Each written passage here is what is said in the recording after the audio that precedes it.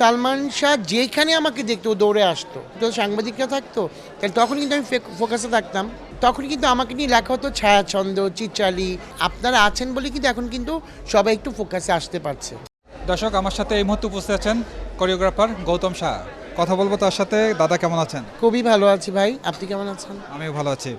গৌতম দার একটা বিষয় আমার খুব ভালো লাগে যে আপনার বিভিন্ন সময় বিভিন্ন ড্রেসে আপনাকে দেখা যায় এবং খুবই গর্জিয়াস। এগুলো আসলে যদিও আপনি কোরিওগ্রাফার, আপনার আসলে একটু এই ড্রেসের সেন্সটা একটু জানতে চাচ্ছি। আপনার আসলে পছন্দের ড্রেস কি? ভাইয়া আমি খুব ক্যাজুয়াল ড্রেস পছন্দ করি। এই কারণেই আমি ছোটোবেলা থেকে না, যে আমি যখন ক্লাস 6 বা 7-এ পড়ি তখন থেকে আমার ড্রেসের প্রতি খুব ইচ্ছা ছিল যে আমি কিছু হলে, আমি যদি কিছু হতে পারি বা আমার যদি অনেক টাকা হয়, আমি ড্রেস আর পারফিউম ইউজ করব। আমি শুধু ড্রেসের উপরে মানে ফোকাস দিই সব কিছুতেই। আমি কিন্তু দেখেন, আমি নর্মাল গেঞ্জিগুলো পরি, যেগুলো টি শার্ট বলেন, পলো শার্ট বলেন, সেগুলো আমি কিন্তু পরি। আমি ব্র্যান্ডেরও পরি, নর্মালও পরি। তা আমি কমফোর্ট ফিল করি হচ্ছে টি শার্ট। টি শার্ট আমি খুব কমফোর্ট ফিল করি। দাদা, ইদানিংকালে আপনাকে দেখা যায় আসলে বিভিন্ন ফুড ব্লগ করতে, অর্থাৎ আপনার বাসায় অনেক খাবার দাবার যাচ্ছে, আপনি সেটা রিভিউ দিচ্ছেন। মানে এই চিন্তা ভাবনাটা আসলে কবে থেকে আসলো? এটা আমার শখে বসে। আমি একটু রান্না করলে আমার বাচ্চাদেরকে একটু খাই, বাচ্চাদেরকে নিয়ে খাই। ওইভাবে না হঠাৎ করে মনে হলো যে আমি একটু ভিডিও ছাড়ি। ব্লগ বানাবো সেটা ইচ্ছা ছিল না, কিন্তু একটু ভিডিও ছাড়ি, দেখি রেসপন্স কেমন পাই। দেখলাম যে ভালো, আমি রান্না করলে খুব ভালো রেসপন্স আসে। যখন দেখছেন যে অসংখ্য মানুষ আপনার এই ভিডিওগুলো দেখছে, এই বিষয়টি আসলে কেমন লাগতেছে? আমার ভালো লাগে। আমার ভালো লাগে এই কারণেই যে অনেক বাজে কমেন্টস শুনি এবং ভালো কমেন্টস শুনি। তবে ভালো লাগে এই কারণেই সবাই দেখে আমি কি করছি, এটা সবাই দেখে। দাদা, একটা বিষয় সবই যে আসলে সব ক্ষেত্রেই চলমান, বাংলাদেশ হোক বা দেশের বাইরে হোক, পিছনে কথা সবই তারকাদেশ থেকে শুরু করে যারা আছেন সবাই শুনে কম বেশি। আপনার ক্ষেত্রে যখন এই ধরনের কোনো কিছু হয়, তখন সেটা কিভাবে আসলে ওভারকাম করেন? আমি এমন একটা ব্যক্তি যে আমি যখন ভালো কিছু করব, এটা 10 জনে ভালো নাও লাগতে পারে। তা আমরা ধরে নেই এটা আমাকে খারাপই বলবে, আমি খারাপ শুনি, কিন্তু আমি কোনো মানে রিয়েক্ট করি না। আমি জানি যে এই লোকটা খারাপ বলছে, বলো, তাতে কী আছে, আমি তাকে চিনি না। কারণ কাকে আপনি বললে আপনাকে আমি ফোন করে ধরতে পারি, কিন্তু আমি যাকে চিনি না তার নামটা তো আমি নিব না, নিলে তো সে ভাইরাল। এখন তো ভাইরালের যুগ, এখন সবাই চায় কি তার নামটা প্রচার করি, তাই না?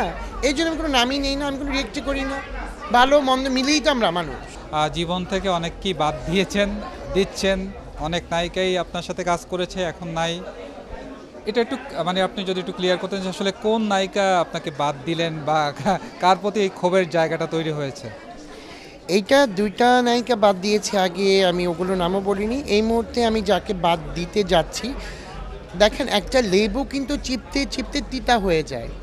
আমি না মাঝ পথে আছি, যে আমি লাস্ট অবধি টিপতে পারছি না লেবুটা। যখন রস শেষ হয়ে যাবে তখনই কিন্তু ব্লাস্ট করবো আমি কাকে বাদ দিয়েছি। তখনই আপনারা জানবেন আমি একে বাদ দিয়েছি। এই মতো আমি বলবো না। অনেকে ভাবছে একে, অনেকে ভাবছে ওকে। না, আমার সাথে কে থাকবে আর কে থাকবে না, এটা অচিরেই দেখতে পাবেন। যার মাধ্যমে সে উপরে উঠেছে, একসময় তাকেই সে চিনে না, এই বিষয়টা অনেকেই ক্ষোভের জায়গা থেকে প্রকাশও করেছেন। মানে এই জায়গাটা আপনিও এই ধরনের ফেস করছেন কিনা, এমন কিছু কিনা? অনেক ফেস করছি আমি। কারো ধারা উঠে আসছি, আমি অস্বীকার করি নাই, কিন্তু ঠিক আছে, আমি তার আগেও কিন্তু আমার পরিচিত ছিল।